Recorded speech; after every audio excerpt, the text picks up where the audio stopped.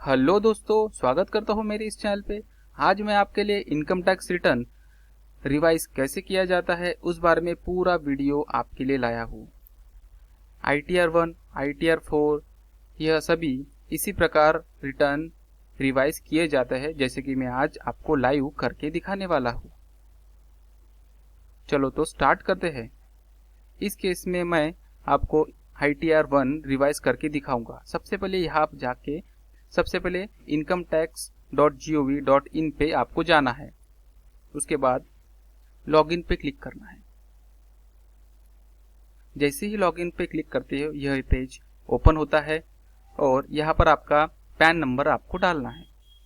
Pan number डालने के बाद आपको लॉगिन करना है। यहाँ पर लॉगिन करने के लिए आपको पासवर्ड डालना जरूरी है। अगर आप पासवर्ड भूल भी गए होंगे तो यहाँ फॉरगेट पासवर्ड है।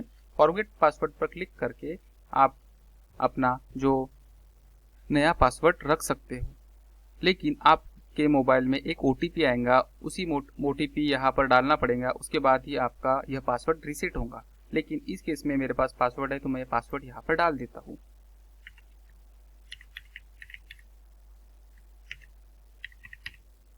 और कंटिन्यू पे क्लिक करता हूँ। कंटिन्यू पे क्लिक करने के बाद देखिए यहाँ पर ये फाइल रिवाइज रिटर्न पूछ रहा है। मैंने ये ऑलरेडी एक रिटर्न अपना भर दिया था, लेकिन इसका बैंक वेरीफाई नहीं था, तब भी यह और मेरा रिटर्न नहीं आ रहा था, इसलिए मैं यह जो है रिटर्न रिवाइज कर रहा हूँ।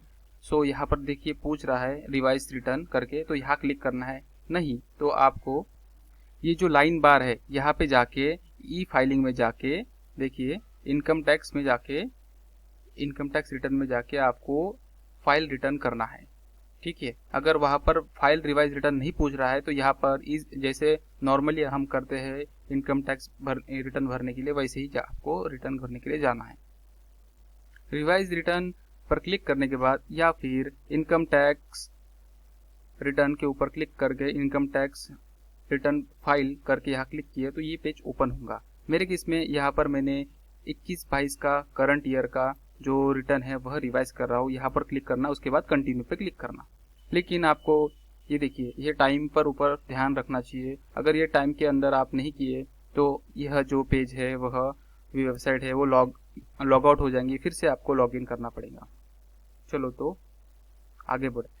कंटिन्यू में क्लिक करने के बाद न्यू पे क्लिक करना है। न्यू पे क्लिक करने के बाद ये वाला पेज जो है वह ओपन होगा। इसमें आपको इंडिविजुअल, HUF और अदर पूछ रहा है। इस केस में इंडिविजुअल है तो मैं इंडिविजुअल पे क्लिक करूंगा और कंटिन्यू पे क्लिक करूंगा। कंटिन्यू पे क्लिक करने के बाद यहाँ पर ये पेज ओपन होगा। इसमें यहाँ पर आपसे ITR 1, ITR 2, ITR 3, ITR 4 जो भी आपने रिटर्न भरा होगा उसके बारे में पूछ रहा है। तो इस केस में ITR 1 मैंने रिवाइज कर रहा हूँ तो ITR 1 डालूंगा और इसके बाद यहाँ प्रोसेस विथ ITR 1 पर क्लिक करूंगा। ITR 1 पर क्लिक करने के बाद यहाँ पर पूछ रहा है लेट्स गेट स्टार्ट, तो यहाँ पर क्लिक करूंगा। उसके बाद ये वाला पेज ओपन होगा। यहाँ पर नॉर्मली जैसे पूछा जाता है tax income is more basic exemption limit या फिर अदर, तो ये मेरे केस में मैंने अदर में क्लिक किया है। उसके बाद यहाँ जैसे आप कंटिन्यू पर क्लिक करते हो सो वैसे ही नॉर्मल वाला पेज ओपन होगा और आपको पूरी डिटेल यहाँ पर डालनी है।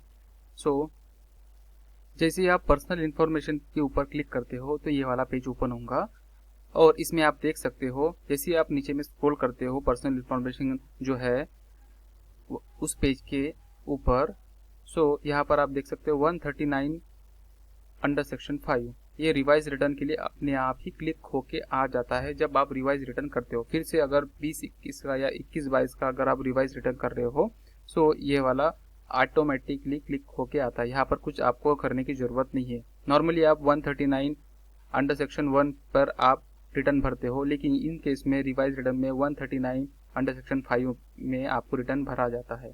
सो उसके बाद यहाँ पर एक्नॉलेजमेंट नंबर और डेट कब भरी थी वो सब आ जाती है।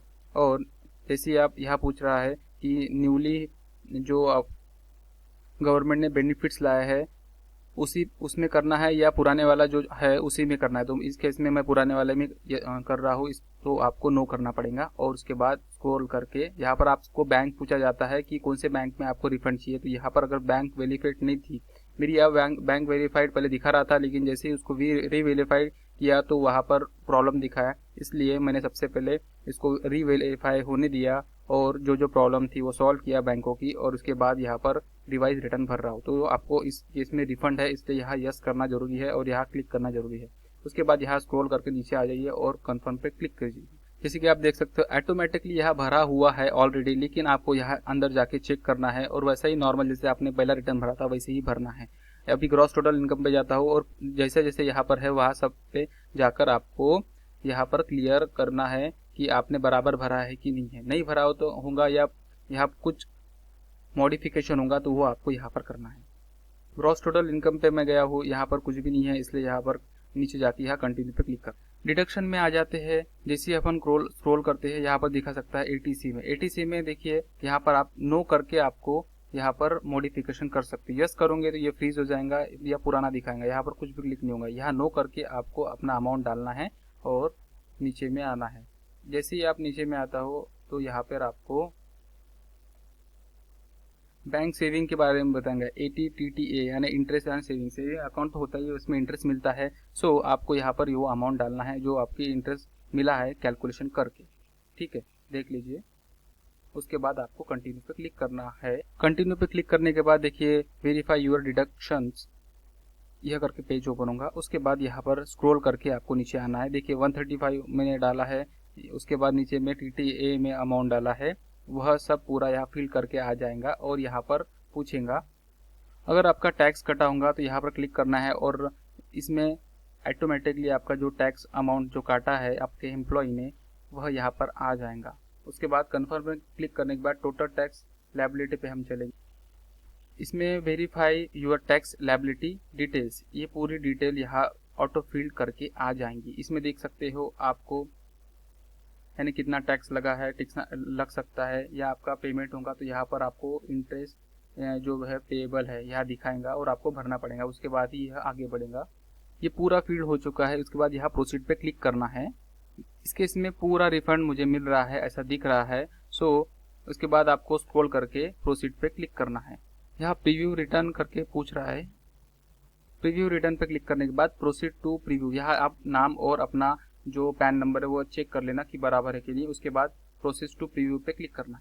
इसके बाद ये जो पेज है वह जो आपने भरा है वह पूरा यहाँ आ जाएगा और ITR जो सरल मैंने भरा है वह पूरा चेक कर लेना कि आप भरा है और क्या यानी रह गया है। कुछ रह गया होगा तो फिर से आप इसको पीछे में जाके उस पर एडिट करके आप भर सकते हो, लेकिन एक बार आप इसको चेक जरूर कर लीजिएगा।